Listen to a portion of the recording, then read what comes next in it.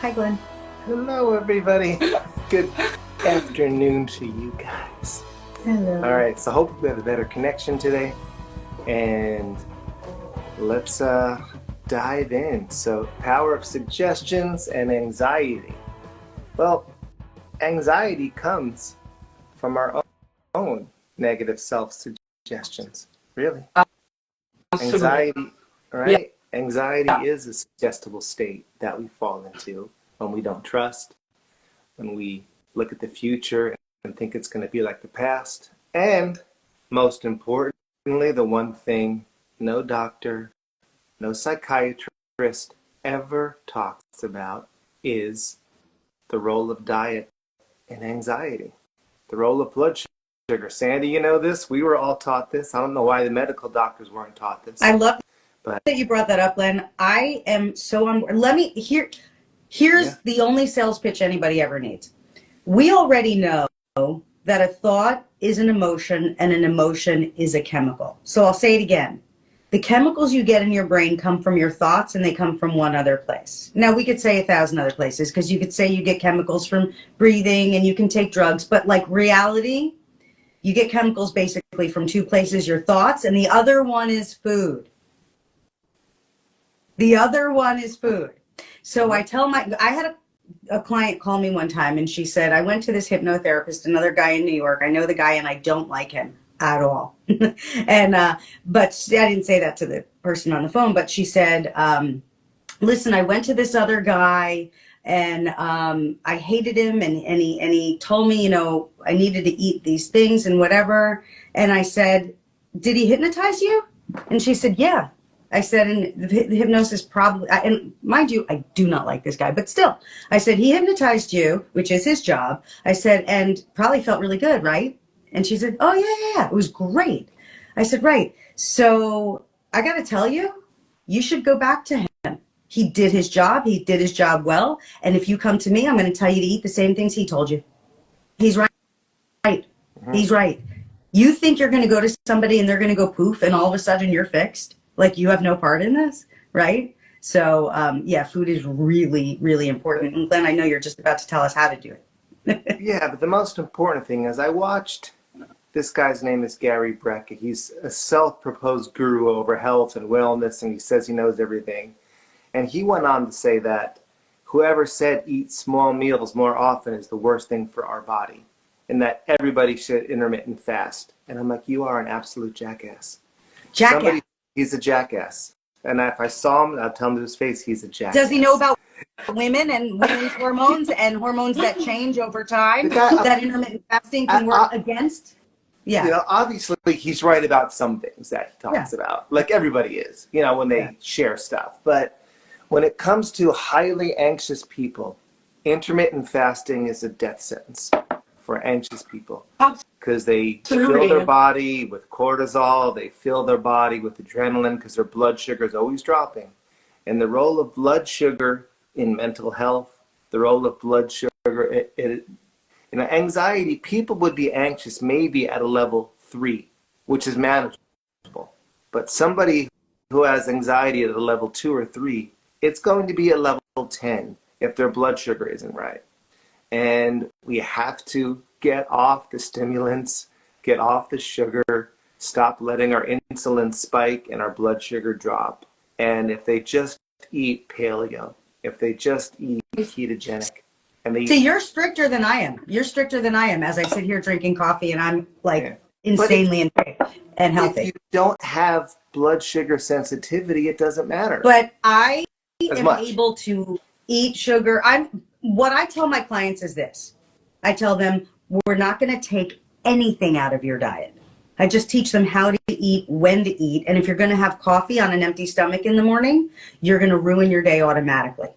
Because what happens is you've got this wall of anxiety that shoots up when you have coffee on an empty stomach, and sugar and some other things too, right? So it blocks access from higher thinking. It blocks access from clarity. So the image I give them, I say, if you have coffee on an empty stomach in the morning and you have anxiety issues, if you don't, then go on with your day, okay? But if you do, then what happens is you shoot up your wall of anxiety. It's like a glass wall covered in Vaseline, and you spend the rest of the day trying to claw your way back to zero. Good luck. And the problem is, if you go all day without eating or a lot of hours, by the time you eat, it's too late. Your body's already filled with cortisol and filled with adrenaline, and it's not going to stop for a while. So it's not like you can just eat one time and feel better. You got to eat consistently. You don't have to gain weight. In fact, It you depends, can even lose weight. because for me, not eating gives me more energy than eating. So it always that you have to listen to your body. Like if I have to exercise, I won't eat at least for 3 hours because I feel the energy comes from me, not much from what I eat, even though I eat very healthy. So it's truly very personal. We can generalize. You are a professional at using the power of your mind to get the chemicals you need from thought and meditation, or your personal practice alone. The power when people, of my mind all over my body, not my brain. Yes, because you get chemicals from thinking and from food. And when people's thinking is so screwed up, they really need to use food to their advantage. So when people leave me, usually on their first week, regardless of what they're here for, because there's always anxiety involved, weight loss or not, I always tell them your homework is going to be to eat. And it's like Glenn said, if you don't do it right throughout the day and then you try and get it right, it's too late. It's not going to work. And an image for that, what you're talking about, Glenn, is like if somebody jumps out of an airplane, lands, and then pulls the parachute. Now I realize that couldn't even happen, but it's like, it doesn't, there's a time to pull the parachute. There's a time to put the food in your mouth. Yeah. So we should experiment with our body instead of experimenting necessarily with other people, as many people do often. Experiment with your own body to understand and listen to your body, because experimentation is good in your own self, not only when you experiment into the external. So I have 3 shots of espresso in here, okay? Before I had this, I had a protein shake with greens for breakfast, did yoga. After yoga, had another green shake and took all kinds of like lovely herbs and things for my body. Then ate like 4 macadamia nuts so I could properly absorb the coffee and it wouldn't hit certain anxiety levels. Because I've been in the hospital for panic attacks, not in years. We teach what we need to learn, but I'm able to drink coffee. I treat people, obviously you guys do too, for fear of flying. And I used to fly for a living because I did a travel TV show, and I would never go near coffee or even chocolate when I would fly because I would freak out. And years later, after having hypnotized so many people for fear of flying, I was like, I wonder if I can sort of overcome my own. And I experimented with it, and I had coffee on the plane. It was Dunkin' Donuts coffee, which is crap, but it was like a trial, and it was fine. So you really can get to the place, like Francesca says, where you're not following these sort of strict rules, but you have to get there mentally before you can make those leaps. So the first thing is, anybody that's anxious or has panic attacks, they should not be intermittent fasting. That's the number one first step you gotta do if you have high anxiety and panic. Paleo, ketogenic, eat small meals more often, don't let your blood sugar drop, you'll feel better. And the anxiety will drop to a manageable level, then we can deal with the rest of it, Yeah. One of the main causes of suffering for anxiety is lacking truth within you. So people that are very anxious, that always focus their attention into what they possess, into the material, into what is surrounding them, finding this security outside of themselves, they find themselves to be anxious, because anxiety is lack of connection to truth. So security is not given by the external, it's always internal. So you get anxious because first of all, you are not truthful to yourself. Second of all, yes, you are maybe doing fasting. Or third, you are disconnected to yourself and surrounding. It's pure disconnection, in my opinion. Yeah, it is. Because connection, you're going to have different thoughts, and you're going to have different impulses, and you're going to have different cravings. So when I started to get into menopause, all kinds of crazy crap started happening to my body, seemingly out of control. And I thought, well, I'm a professional. Why is everything sucking right now? I tried everything.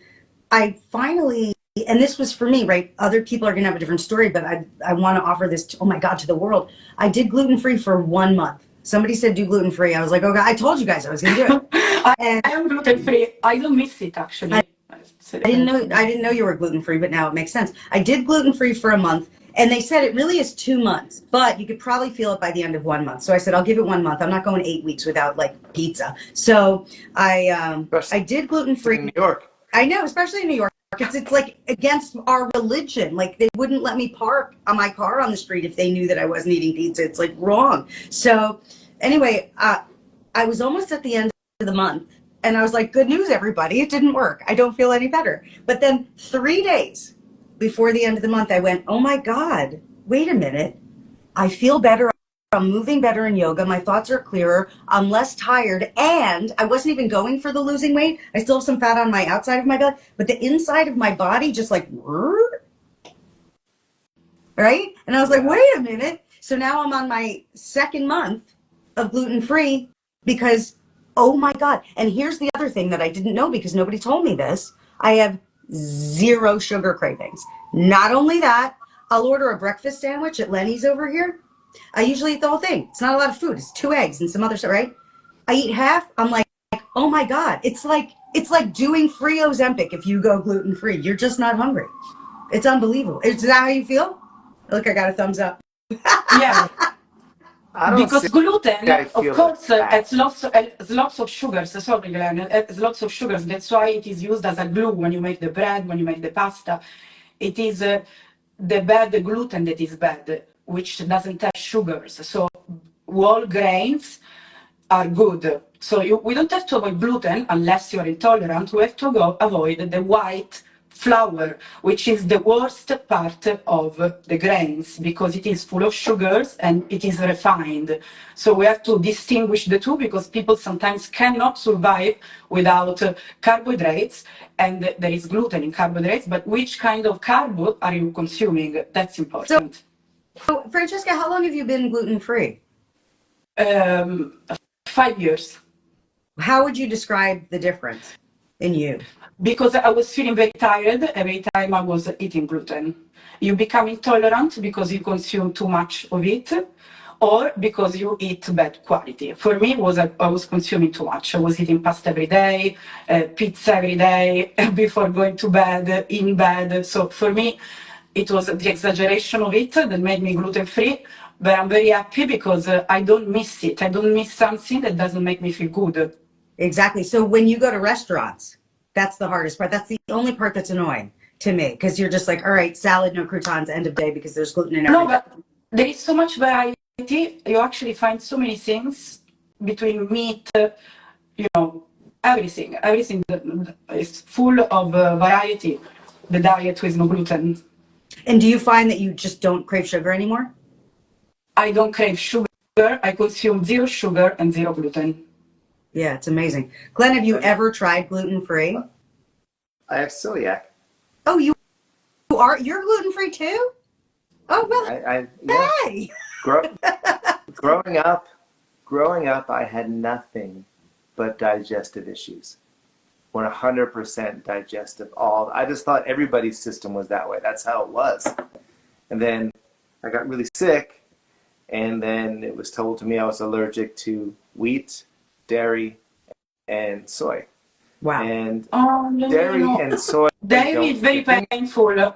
Dairy is very painful because and very stinky.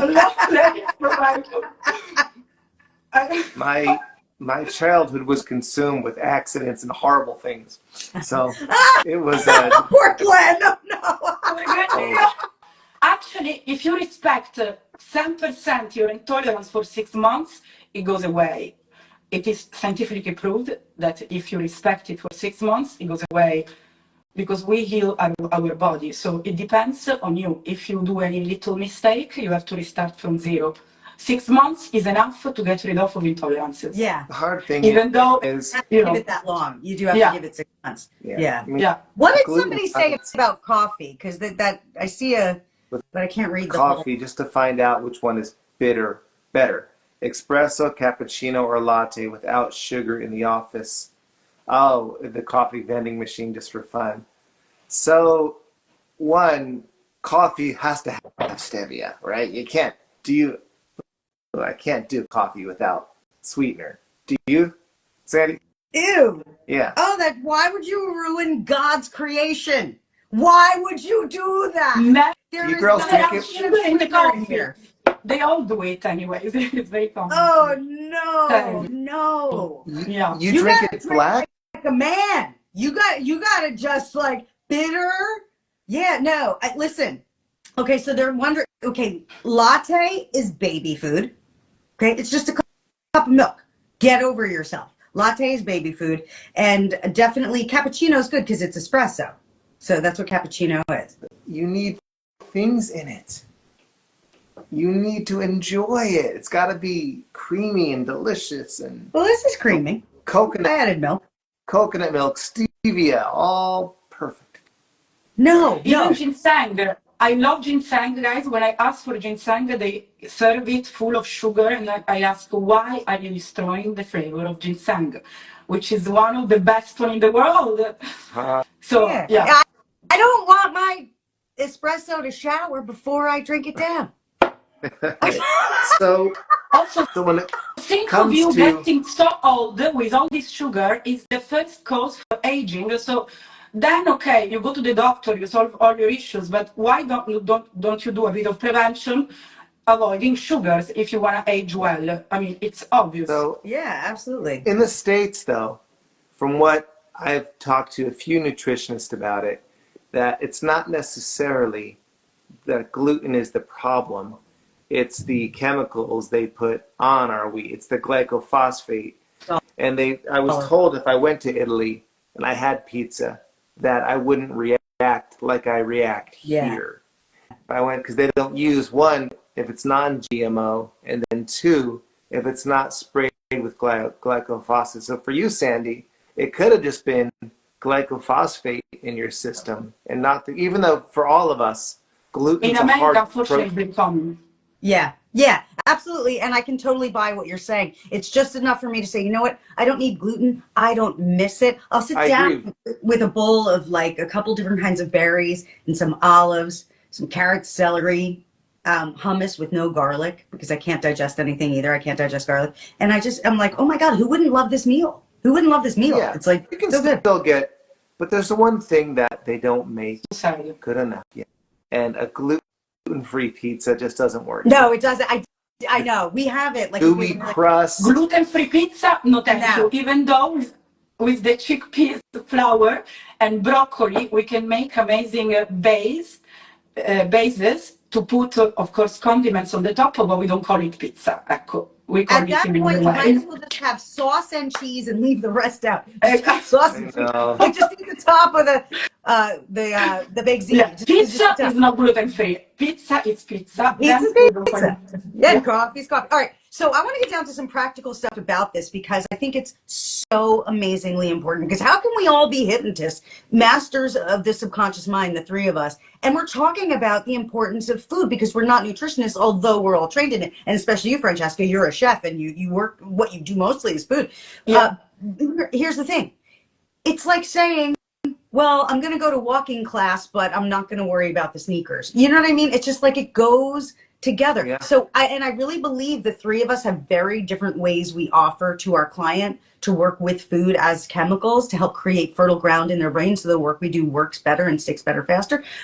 So I want to offer what I tell my clients, and I will tell you this, if you're watching or listening, reach out to me. I will send you, I have this all written down. I will send this to you for absolutely free if you want it, because I just think it's going to make you feel so much better. And what I tell them is this: don't go more than 2 hours without a little fat and protein. And a little fat and protein means like 100 calories. Okay. It's like 7 walnuts, right? Or just a scoop of full fat yogurt, or like a quarter of an avocado. So if you're going to have your coffee in the morning and you don't want food, just take a spoonful of coconut oil if that's what it takes. Or just like I said, I had 4 macadamia nuts with, before my coffee, or, piece of salmon, whatever you want. Macadamia is amazing, and also Brazilian nuts. Brazilian nuts, if you think of the shape, they have the shape of the lungs. So as a smoker, for example, even though I know I will quit, but even if I still smoke a few cigarettes, I eat Brazilian nuts every day, and I feel that I can breathe so well. I can even do snorkeling, not breathing for 1 minute. So that's because I take care of my body. So this to suggest people to eat well to feel amazing, because it's so important. So good fats are essential for energy. Now, did you say a Brazil nut is in the shape of a lung, therefore it helps your lungs? See, now I like your theory? Because what's the food that's in the shape of bigger boobs? Because that's what I want to eat. I believe no, the best method to increase boobs is to do this exercise. More than Really? I'm gonna do it for the rest. I don't know. I must. To be honest, The bigger, the better. The tighter, the sweater. The boys depend on us. no. I believe yes. I don't believe in this increasing boobs with food. A bit, I think, is a bit of an exaggeration. But such same for the Brazilian nuts only being useful for the lungs. But nature is suggesting what is good for us and for what. But then, of course, the effect is having is all over your body. So even the walnuts that have the shape of the brain are important for the memory, for example, for your brain. But of course, it's good for much more. But nature gives us these suggestions, and if we are paying attention enough to details, we will discover that actually it's true. But of course, it's an exaggeration to say that, of course, if you have Brazilian nuts every day, your lungs will be perfect. Of course, if you live in a city, you breathe pollution, it won't be happening. So we always have to take This is news. I never thought the shape of food helps those parts of the body, but you're right, because the walnut does look like a brain. All right, so I want to eat more peaches. Glenn, I'll send you a bag of cherries. Like I'm trying. Bananas. So hold your hand up. Who, me? Like, yeah. Oh, I have it. Yeah. You know this one, right? Yeah. All right. So it looks like both of you are okay. So if your index finger is bigger than your ring finger. It is. Mine is. Yours is? Oh, you're right. You're right. Yeah, I have it. It comes in the You have it. Yeah. So this isn't like hard science, but it's like 90% true. People that have a extended index finger are much more blood sugar sensitive than those that don't. Yeah, I got it. I didn't know. See? Yeah. So 90% of the time, sometimes people will message me on Instagram and they'll say like, hey, I have anxiety problems. And I'll look through some of their photos to see if I can see their hands on the picture. And almost every time the index finger is extended. So like and higher than the ring finger. Yeah. Right? Higher than. Yeah, and that's a clear signal of blood sugar sensitivity. Mm-hmm. And it has to do with its development in the womb, where that first finger gets a little extended due to the way their body processes through their mother, basically blood sugar and other hormones. But it's interesting that you see a highly anxious person, most of the time their first finger is bigger than their ring finger. And so if that's the case, you have to watch your diet, and you have to eat for your brain and not for your body. You know, that's all right. Raul is equal, so I guess Raul, you. Well, are they? Because mine are close. Depending what angle you look at. Look at it from both sides, because sometimes they can look almost the same here. See there, you can really see the difference. Yeah. That her first finger, and so it's the left hand specifically, right? Or it doesn't matter. Dr. Kappa said either one. Okay.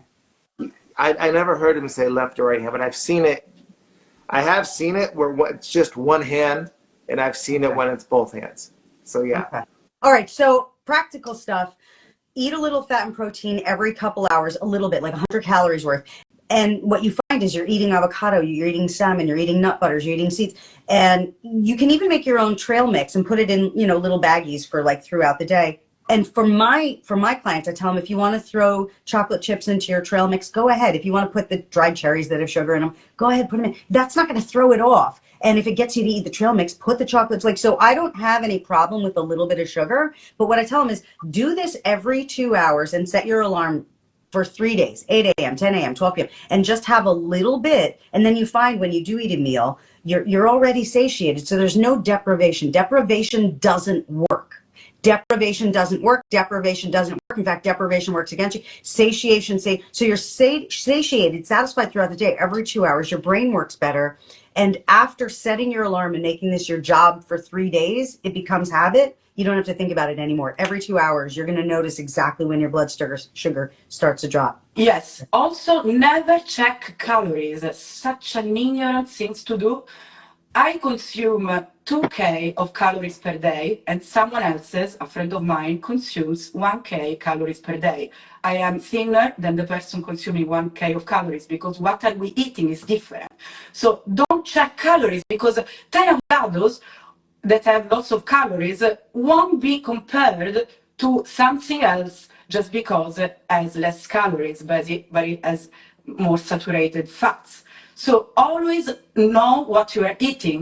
Don't check numbers because numbers are an illusion.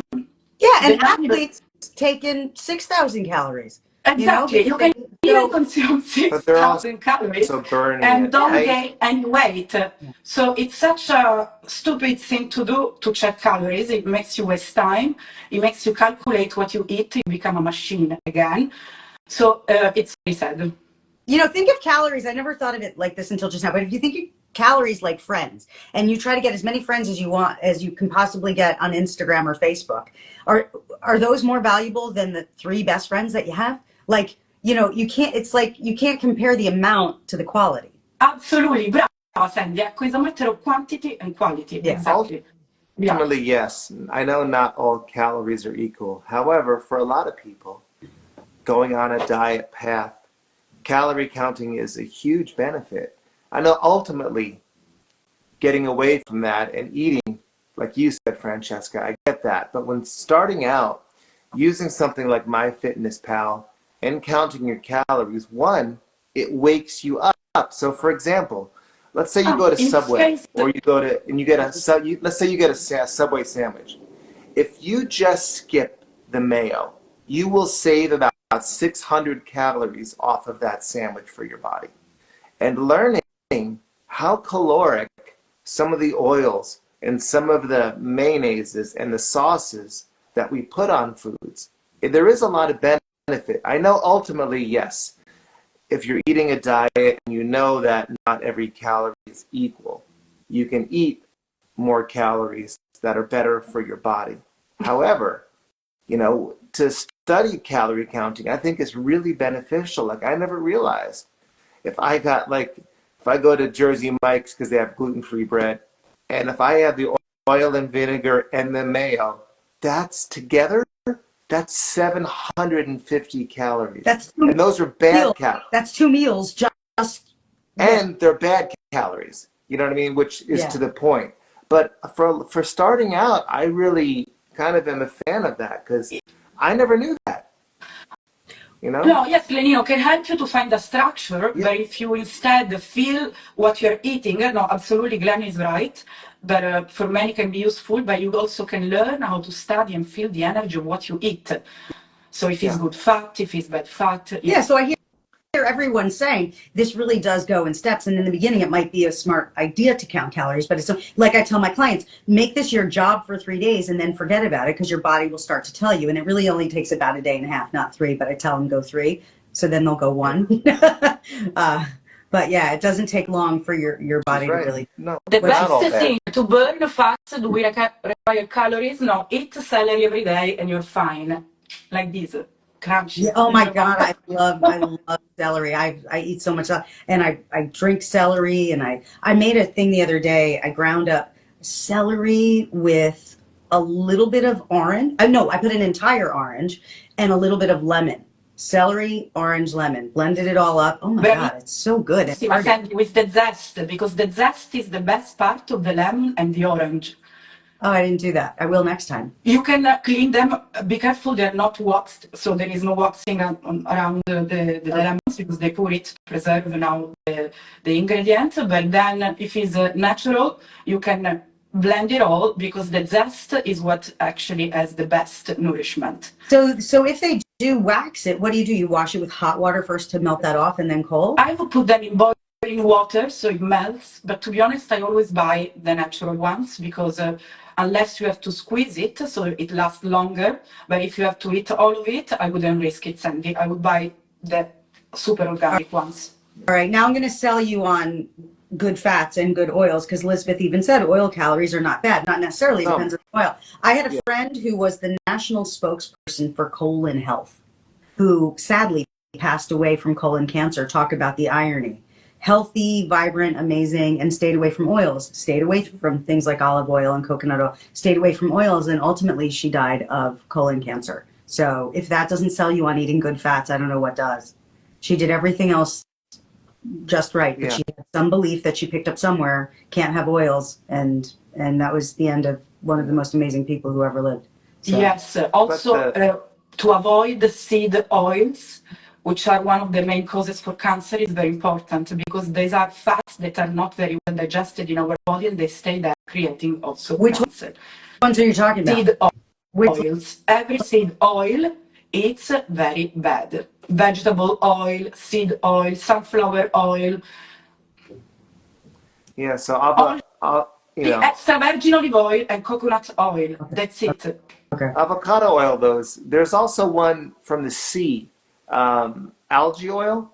I don't know, have you worked with that one? That one's kind of making a stand now. It's made from some kind of, it's like algae oil, and it's got a really high smoke point. But also when you cook with oils, it changes the structure of the oil too. Even though we all cook with olive oil, when you cook with it, it changes the entire structure, and it's not so good anymore. Raw, like dipping something in it, is a much better form to have olive oil, but it's just. Yeah, no, you make a good point. So Glenn, how do you counsel your clients regarding food? Because I know we just have different approaches, and I'd love to know what mine you do. It is one. I've had two clients over the last actually 2 months, both that were really intense sugar. The rest of their life is really good and under control, but they can't have one cookie. They have the whole bag. They can't have one bite of the ice cream. They have all. And one of them said, I cut it all out, and then he went back to it ravenously, So cutting it out meant that he was using willpower to do it. He was holding his breath, white knuckling. So what I do with hypnotherapy is really say, listen, don't deny yourself of it, but let's change the pattern where you enjoy it more by eating less. And I put that into their mind with several different ways. But it's like, okay, a true gourmet chef knows that there's a certain time when the food is cooked, and they will never have it until it's just right. So we're going to wait till the exact right time, and you're going to enjoy it so much more by eating less. And that's what I want to get. And I'll use visualization. I'll use my favorite thing is the pause button. So I have them literally in hypnosis feel a remote control in their hand with one button that says pause. And right before you choose to eat anything, we're going to pause it for a minute. And then you're going to be in control of what you put in your body. And you're going to enjoy a cookie. And then should somebody ask you if you want enough, you'll say, no, thank you, I've had enough. And I go into that kind of thing. Amazing. And that's a much better approach.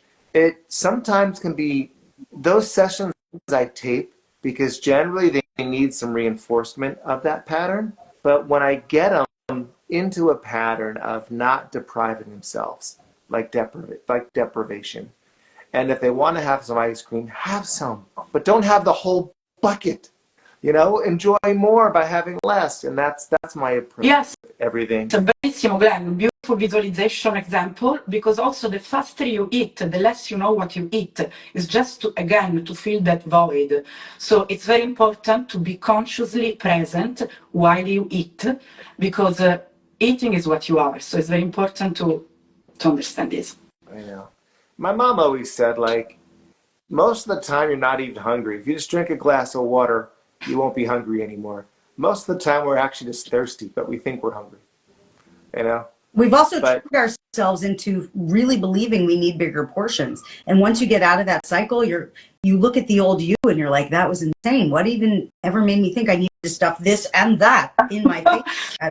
For children, yes, but as an adult, you recognize what's good and bad. Yeah. So sometimes we use aversion therapy. I know it's controversial. I mostly don't, but every once in a while I do when appropriate and, in certain ways. But aversion meaning like showing people in hypnosis the sort of yucky part of it, right? So picture like a smoker and then they're surrounded by like thousands of disgusting cigarette butts and having to drink down the car. So, I don't necessarily do. I love you so much, but you're a European smoker and we could never make out. I just like, I No, can't. but to be honest, it's my only addiction. Why not? I know I will stop. Do your thing, but but anyway, so for aversion,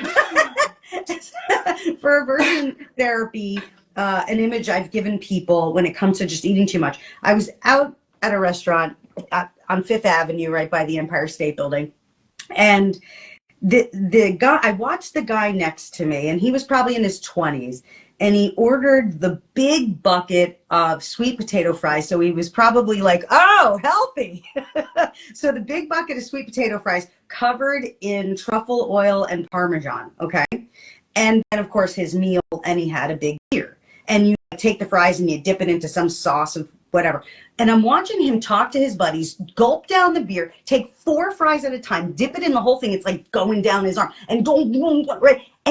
I watched him not know what he was doing. I watched him the whole time not realize that whole bucket got inside, and he was already on like his second beer, and he didn't know any of it happened. And I thought I would never, ever in my life get into bed with somebody like that. They're just completely like unaware, like not present. You know what I'm saying? Like that. Can you imagine what his Uber smelled like on his way home? A great visual for vapors. This works so well with vapors because there's juice in the vape, right? There's liquid in the vape. I will never try any vape. I'm not attracted to them like at all. Vape it's is an easy. acid, right? As I take a glass like this, and you've seen it at the edge of a restaurant bar at the end of the night, and that glass has a little bit of a cigarette butts in it. It's got a little bit of alcohol, maybe a piece of gum or two floating in there.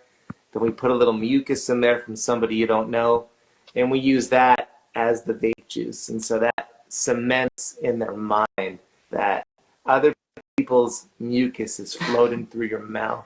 It's disgusting. And it doesn't work the same with cigarettes. It's not a direct association with cigarettes, because cigarettes is a smoke where vaping is a juice. So we use the juice, that glass at the edge of a bar. We all have seen that glass. It's disgusting. And you have said so many times that while you enjoy the feeling of meditation and hypnosis, you don't usually go very deep. That's just you, right? Well, I go deep. I'm just aware. Yeah. I'm very aware. Yeah, you're not the knockdown. You're not the one the hypnotist would choose to put on stage. Correct. Because you're not going to be silly or stupid, or right? Yeah. You say these things, and I'm like feeling pain crawling through my body. I love it. Well, I gotta, with this rabbit, I gotta prep for a session in a few minutes. So, okay. This was good talk about diet, nutrition, and how that it was plays the into. best live session to explain where anxiety comes from yourself only. So let's not accuse others, because energy is contagious, but can make you feel uncomfortable. Doesn't have to make you blame on others, because peace is within, security is within, and anxiety is yours. Uncomfortable is different from being anxious. So just to understand how to get rid of it, guys, and also the food, Glenn and Sandy always remind us good, amazing meanings about food, as today it was. That's a good party. Because the power of your mind. Go ahead. Uncomfortable is not the same thing as being anxious. A very, very good understanding. Yeah. All Go on, Sandra. of us work with the power of the mind, which is so huge. And none of us is ignoring the fact that the power of the mind does one thing: it sends chemicals through your brain and body. So why not use that knowledge to our advantage and take charge of our lives by also using food to our advantage? When you get so good at that, you only need the power of your mind. And when you're there, you don't choose the wrong foods. Yes. Also, yes, good suggestions, not to be blind, positively blind, because sometimes positive mindset can be so superficial. Suggestions to make you accept the truth by navigating the truth in yourself, accepting the truth. It's so important. Okay, positive mindset out of awareness, not out of blindness. Awareness is the key. Glenn, you have the HypnoVault. I'm assuming that you have some sort of sessions on overcoming anxiety, also food stuff. Yes, you have stuff like that. Oh People can God, get. yeah. I have a whole section on weight loss, anxiety. I mean, everything. It's like almost 300 sessions in there now. Check So the vault to understand about blend sessions. All right. yeah. And so, yeah, so get the HypnoVault. And also on the Rockstar Your Mind app, I've got some coaching videos about this and hypnosis on it as well. So you can get it all. Get Glenn's, get mine. Yeah, get it all. All right, you guys. We'll see you very soon. Have an amazing week. Love you guys so Bye. much. Bye. Bye, everyone.